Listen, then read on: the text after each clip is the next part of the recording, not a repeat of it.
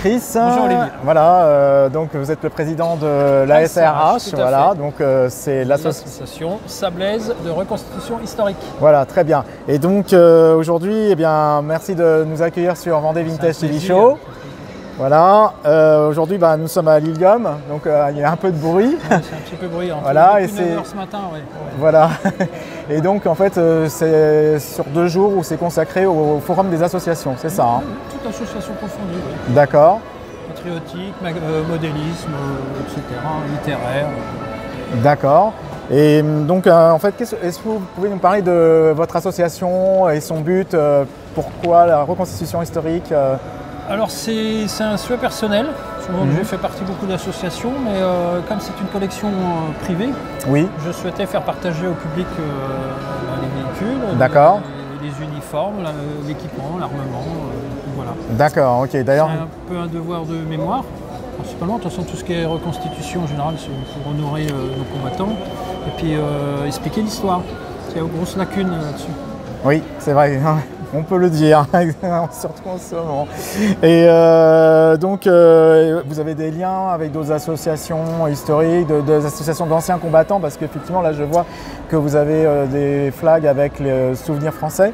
Oui, tout à fait. Voilà, on est avec les souvenirs français. On est fait partie du CEPS aussi, c'est le comité d'entente patriotique Sablais, qui réunit plusieurs associations. Tout ce qui est patriotique, l'UNC par exemple, la FNACA, mais aussi du devoir de mémoire, tout ce qui est mémoriel, pas forcément anciens combattants. D'accord, voilà. Très bien.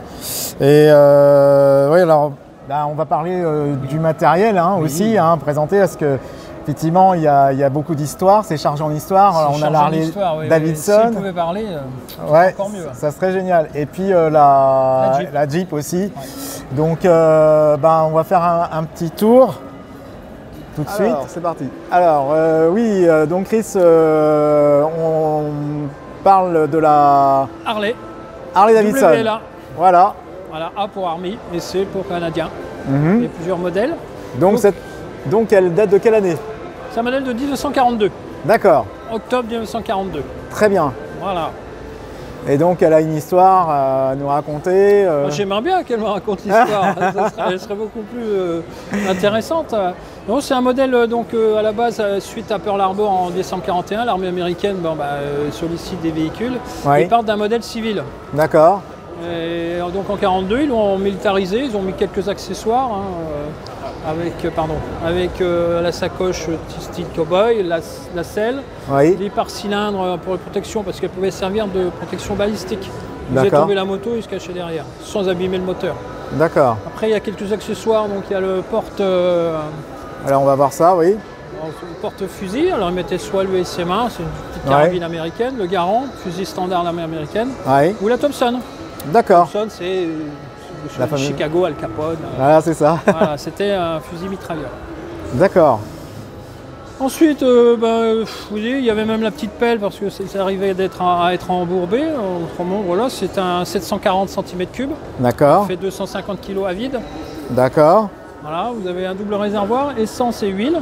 Ah oui. Ça, c'est particulier. D'accord. Pas inverser, mettre l'essence à la place de... Oui, c'est vrai que... Après, vous voyez, il n'y a pas de clé de contact. Ah oui. C'est un bouton. Ah, génial. Voilà, le contact est mis et puis après, c'est au kick. Attention, retour. Au kick. Ah oui, d'accord. Voilà. Ah oui, donc on voit là. Oui, c'est assez basique. Oui, mais efficace. Mais très efficace, ouais. Voilà. Ouais, voilà. Surtout utilisé par la police militaire, les MP. D'accord. La circulation routière. D'accord. Ou des, pour les messages éventuellement. D'accord.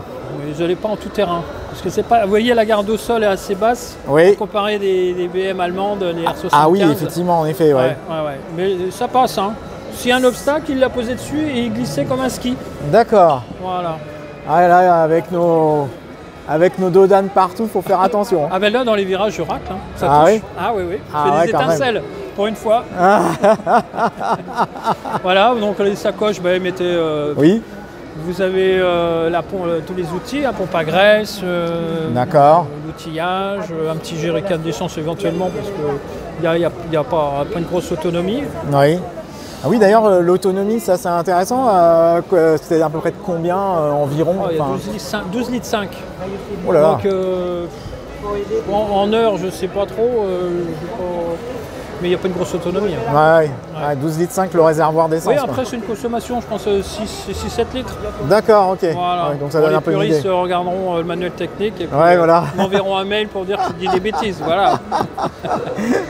D'accord. Vous avez le petit détail aussi à la batterie et la petite caisse à outils. Ah oui, d'accord. Voilà. Ils étaient complètement autonomes. Hein. Ah oui, effectivement, en effet. Voilà. Embrayage au pied, hein, si on peut faire le tour de la moto. Oui, bien sûr. On va la faire pour montrer. Et puis là, c'est bien de la voir de face. Oui. Voilà. Donc voilà le levier d'embrayage. Hein, on raye, on débraye. Hein. Ouais. Et en même temps, on change les vitesses. Première, neutre, deuxième, troisième. D'accord. Voilà. Ah ouais. Super, là il y a le casque. Oui, alors le casque, ils n'avaient pas de casque homologué comme à l'époque. Ils prenaient le casque standard de l'armée américaine. Ouais. Ils mettaient des fois, il y avait un petit système avec le casque de tankiste. Voilà. Les photos d'époque attestent mon hypothèse. Hein. Voilà. D'accord. Et puis c'est tout. Eh ben ça voilà, va. Si vous avez d'autres questions. Non, bah je vais faire un dernier petit tour autour de la Jeep. Mais oui. Parce qu'elle est quand même magnifique, hein, parce que bon, si elle a quand même près de 80 ans et. 44. Ah ouais, donc. On va fêter ses 80 ans. Et donc on peut voir qu'elle est quand même dans un bel état de conservation. Oui, elle est en bon état. Oui, après elle est patinée. Hein. Oui, mais quand même. Il faut laisser le temps faire son œuvre. Mais voilà, donc je montre un peu comment c'est parce que. C'est très succinct. Hein. C'est c'est une voiture. Qui est assez exceptionnelle parce que bon elle a 80 ans et et on voit une voiture qui est quand même qui a quand même réussi à passer le temps quoi. Oui. Maintenant qu'il y a de l'eau et de l'huile, c'est des moteurs incassables. Hein. D'accord. Le châssis est indestructible. Ouais. Après vous voyez c'est très sobre. Oui. Hein. L'eau, l'électricité, effectivement. l'essence, la température d'eau. Et là, il y avait un bouton, alors apparemment, où le throttle, donc cela permet de. Vous voyez l'accélérateur, ça évite de faire des à-coups avec l'accélérateur. Si je tire, ça. Ah oui, on voit bien la pédale qui bouge. Ouais. Voilà, c'est bien pratique en tout terrain. C'est extraordinaire quand même. Hein. Ça évite les à-coups. Ah ouais. Alors on a un frein à main, mais bon, c'était mal conçu parce que lui, il allait sur la garniture de frein. D'accord. Donc c'est un frein à main qui n'a que le nom. Voilà. D'accord. Donc voilà, ça c'est une voiture. C'est un 4x4. Hein, voilà, un 4x4. On n'est pas en 4x4, on est en propulsion arrière. Bon, après on peut passer en 4x4, donc les deux ponts. Et ensuite on peut se mettre en petite vitesse pour les franchissements à allure lente. Voilà. Super. Après, c'est le premier cabriolet. Hein. C'est ça. Le pare-brise se rabat. Le capotage est amovible. D'accord. Voilà, on voit bien le capotage, effectivement. Voilà, après, soit vous mettiez 4 passagers. On a beaucoup de photos d'époque avec une dizaine de soldats dessus. Ah oui, en effet. C'est incroyable. C'est la voiture qui est faite pour quoi. Hein, pour tout. Non, mais c'était une innovation, c'est magnifique. Hein. Ouais. Après les outils pionniers, la hache, la pelle. Oui, on voit ça. Voilà. Comme sur les Dodge, les véhicules américains, les GMC, ils avaient tous leurs outils pionniers. On aura peut-être l'occasion de voir. Oui, un Dodge, sauf notre prochaine rencontre. Voilà, exactement, tout à fait. Après, on peut l'équiper radio aussi. Là, vous avez en base d'antenne. On a 5 mètres d'antenne qu'on peut mettre. D'accord. Donc, il fixait la radio derrière. D'accord. Ça condamne la place arrière. D'accord. Il ne peut plus que 3 après. D'accord. Voilà. Ce qui est innovant, c'était aussi la bascule du siège. Ah oui. C'est original. D'accord. De toute façon, ils ont tout inventé. Le porte-fusil. Ah oui, effectivement. Là, c'est la ceinture de sécurité. C'est pas une ceinture de sécurité. Ah oui, d'accord, ok. Ensuite, la pièce maîtresse, c'est... Ah, alors on va voir la pièce maîtresse, c'est le réservoir. On est assis sur 60 litres d'essence. Ah oui. Ouais. Ah ça, c'est fou ça. Ouais. Ah, c'est incroyable. C'est très intéressant. Oui, après ça se vide vite. Hein. Oui, techniquement, c'est... 15 litres à l'heure, parce que dans tout ce qui est véhicule américain, on parle de consommation à l'heure. D'accord. Pas au 100 km. On parle pas au kilomètre ou au miles. Voilà, après vous avez les blackouts, c'est-à-dire qu'en combat, ils éteignaient les feux. Oui. Il y a juste un petit faisceau lumineux qui éclaire le catadiop du véhicule qui est en face. D'accord. Voilà, c'était le but. D'accord. Donc le fameux blackout. D'accord.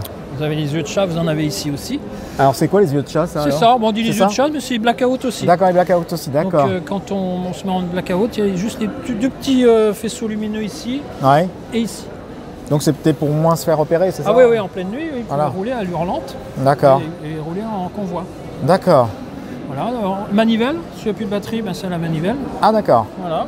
Entre le retour de kick de la Harley et le retour de manivelle de la Jeep, Ah oui, c'est... c'est folklorique. Hein. Alors, C'est jante bien, de oui. combat. Jante de combat, c'est... Jantes de combat. Ah d'accord. Oui, c'est-à-dire que vous dégonflez le pneu et vous enlevez les deux flasques et vous rechangez à... C'est pas du tubeless, hein, c'est la chambre à air. D'accord. D'accord, c'est la chambre arrière. D'accord. Voilà, donc vous avez une roue de secours. Savoir Oui. que c'est le pont avant peut aller au pont arrière, on peut démonter une Jeep et puis deux D'accord. Jeeps pour en faire qu'une. D'accord. Voilà, bon, le jerrycan à eau, ça c'est Ouais, le c'était pas jerrycan. obligatoire sur toutes les Jeeps, mais bon, au moins il y a 20 litres d'eau. Ah oui, quand même. Voilà. Ah, alors ça c'est génial. Sainte-Marie-du-Mont, 40 ans, c'est Ouais, la... on est au Sable d'Olonne, mais on a un peu de kilomètres, je pense qu'on est un Ah peu oui. plus loin. Là. Non, ça c'est pour nos camps de reconstitution, c'est pour Ah oui, c'est bien. illustrer un petit peu une région. Voilà. Super, oui, oui. Tout à fait. Alors, la petite astuce aussi, c'est que la roue de secours, si vous voulez, il la gonflait à un peu plus de 3 bars Ouais. pour faire une réserve d'air. Quand ils D'accord. étaient à plat, ben, ils mettaient un tuyau, comment dire, mal, et ils pouvaient dégonfler la roue de secours pour gonfler la Pour roue. regonfler la roue, Ouais. d'accord. Plein de petites astuces. D'accord. Les feux chez Ford, c'est Ford qui a inventé, les Oui. feux pivotent D'accord. et on peut, comment dire, éclairer le moteur D'accord. en cas de panne. On peut éclairer le moteur en cas de panne. Ah ouais, pas mal. Ouais, ouais. Ah, c'est bien vu. Ouais, je peux vous montrer. Ouais, avec plaisir.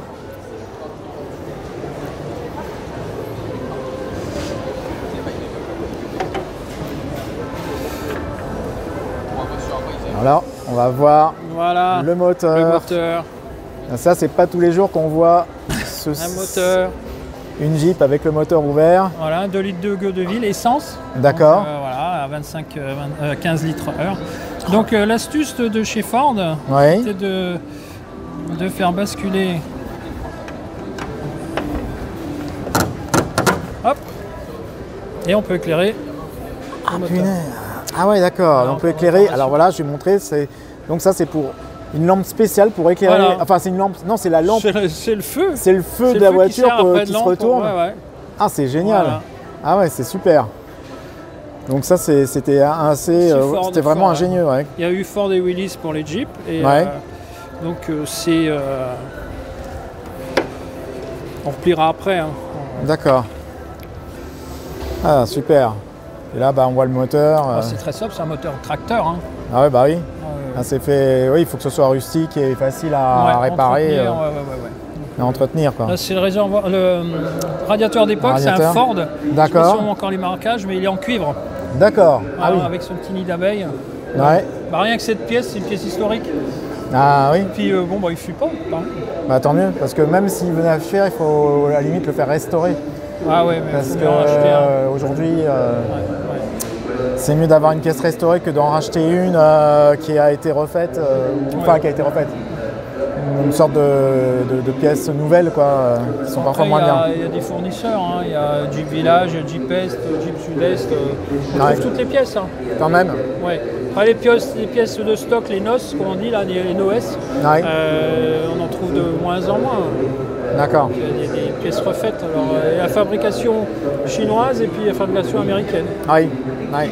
Donc il faut mieux de mettre un peu plus cher et puis avoir du bon Oui. matos. Ouais, Voilà. c'est clair. C'est important, surtout sur des voitures comme celle-là. Autrement, toujours Oui. la sculpture des pneus, hein, le military typique. Oui. Voilà. D'accord. C'est bien en tout terrain, mais sur la route, sur le goudron, c'est de la savonnette. Hein. D'accord. Mais c'est la silhouette de la Jeep. Hein. D'accord. Si on met Ouais. les pneus armés françaises, ils sont plus larges, ils sont bien sur la route, mais ça n'a pas la même gueule. D'accord. Ok. Après, ça dépend de l'utilité. Hein. Bien sûr. Si on fait beaucoup de route, il vaut mieux des pneus armés françaises. D'accord. Structure un peu plus plate. Donc là, on la voit vraiment, en fait, la Jeep, on la voit vraiment en configuration américaine, en fait. Ah ouais, là, en américaine, en Heavy en plus. D'accord. Ok. Américaine jusqu'au pneu, quoi, en fait, c'est ça. Hein. Ouais. D'accord. Ouais, il y avait Goodyear. qui faisait les pneus. Mais là, il y a la refabrication, pardon. C'est du consommable. D'accord. Les pneus d'époque, déjà ils seront craqués, puis il vaut mieux les mettre dans le musée. Ah oui. Très bien. Et donc là, on continue. Là, il y a un mannequin marin de la Navy. Oui, c'est la Navy. Alors, la particularité de cette tenue, c'est qu'elle a été portée. J'ai l'historique de cette tenue, donc j'ai la photo et les états de service de ce soldat. D'accord. Donc elle était dans les Seabees, c'était les ingénieurs. D'accord. Et en C, c'est un cooker, un cuisinier. D'accord. Voilà. Avec sa bouée de secours typique du D-Day. D'accord. Donc elle se gonfle avec des cartouches ou à la bouche. Des petites tuyauteries derrière. Voilà. Alors qu'est-ce qu'il y a derrière? Une petite tuyauterie sur à la bouche. D'accord. Voilà, on dévisse, on gonfle tout simplement, ou avec une petite cartouche. D'accord, on voit la cartouche, d'accord. Voilà. Donc il servait donc à... Ah bah il servait, c'était une bouée de sauvetage. Hein. D'accord, ok. Voilà. Après il pouvait aussi, on voit dans le fameux soldat Ryan, on voit qu'il mettait ça autour de caisses de munitions ou tout ce qui était assez lourd. Donc ça flotte. D'accord. Voilà. D'accord. Et après le débarquement, après leur utilisation, il les jetait, hein, tout simplement. D'accord, ok. Il continuait le combat avec le matériel adéquat. D'accord. Ok, ben super. Bon bah et donc dernière question, le programme de cette année alors avec ASRH. Avec ASRH, on a un programme assez riche. Alors, on sera présent au parvis du Blocos Hôpital des Sables d'Olonne, rue de Verdun, pour le 8 mai, donc sur du 3 au 9. D'accord. Plusieurs jours, parce que bon, un campement, quand on met en place, il faut bien une bonne journée.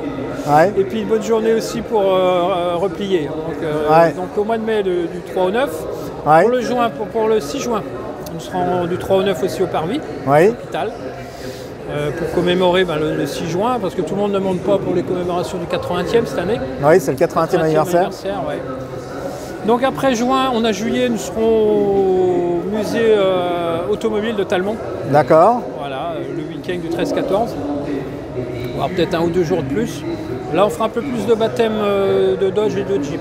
D'accord. Voilà, parce que l'arrière-pays est plus facile à utiliser. Après, au mois d'août, nous serons avec nos camarades de HMP, Histoire, Mémoire et Passion des Sables d'Olonne. D'accord. Ils seront au prieuré et nous serons sur l'aérodrome de Talmont, des Sables d'Olonne. D'accord. Alors, il y aura plus de 2 campements et il y aura des convois sur les Sables d'Olonne, Olonne et le Château d'Olonne. D'accord. Avec des petites présentations de matériel sur les parvis des différentes mairies. D'accord. Parce que en plus, je rappelle que c'est le 80e anniversaire aussi de la libération des Sables d'Olonne. D'accord. Le 28 août 1944. D'accord. Voilà. Très bien. Ensuite, nous passons à septembre. Nous sommes présents pour les journées européennes du patrimoine. Donc là, c'est peut-être un peu à rallonge pour le 21 et le 22, mais on va rester une dizaine de jours sur le Parvis. Ah oui, quand même. Ouais, sur une demande de la commune. C'est un projet, mais avec les scolaires, on pourra partager tout un programme d'éducation. D'accord. Voilà. Super. Et c'est déjà pas mal. Et après, on finira fin d'année avec notre assemblée. D'accord. Tout simplement. Voilà. D'accord. Bon, mais on essaie de faire vivre les Sables d'Olonne. Hein. Oui, c'est ça. C'est dynamiser. Voilà, c'est super. Je pense que vous contribuez justement au dynamisme de la ville, à entretenir aussi la mémoire et l'histoire aussi. Hein, donc, oui, c'est le but de l'association, c'est de transmettre. On illustre un peu l'histoire. Voilà. Une bande dessinée vivante. C'est ça. Si je résume à ça, les enfants aiment ça, les adultes, les parents. Les grands-parents, les résistants, on croise beaucoup d'anciens combattants aussi. Malheureusement, il y en a de moins en moins. C'est ça qui est important. Voilà. Ok, Chris, merci beaucoup pour cette intervention. C'est un plaisir. Et puis merci d'avoir répondu aux questions sur Vendée Vintage TV Show. À bientôt. Merci. À bientôt. Bye bye. Bye bye.